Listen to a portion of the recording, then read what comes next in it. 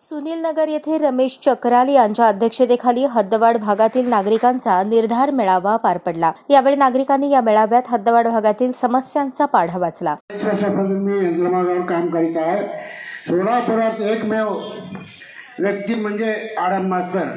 अहो, प्रधानमंत्री म्हणा, मुख्यमंत्री म्हणा, 30,000 घरकुल कोणतर बांधले का हो देशामध्ये? सांगा बघू। कामगारांचे तळतळ असणारे नेते म्हणजे आपले आडम मास्तर साहेब।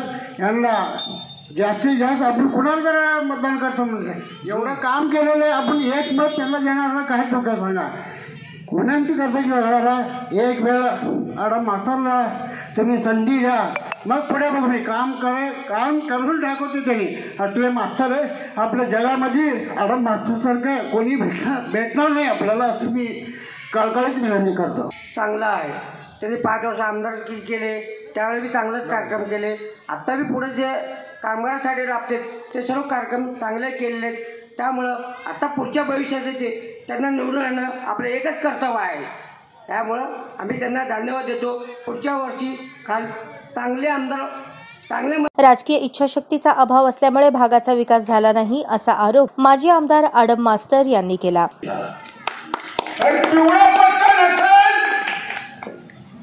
तुम्हाला बांधकामाची परवानगी मिळत नाही आणि बांधकामाची परवानगी नसेल, सरकारचाही एक नया पैसाही मिळत नाही, बँकेचेही मिळत नाही। सरकार पुढं करता तगादा लावला।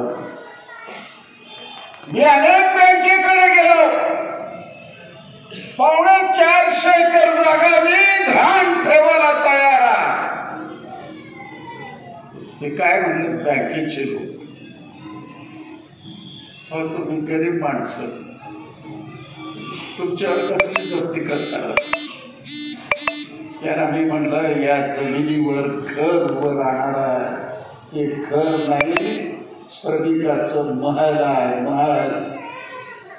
या तुम्ही कर्जा मागता, कोणी तयार झालं नाही। मग शेवटी दिल्लीला गेलो, 4 दिवस त्या ठिकाणी मुक्काम ठोकला। पंतप्रधान कार्यालयाने त्यावेळेला मला बोलून आणि त्यांना सांगितलं,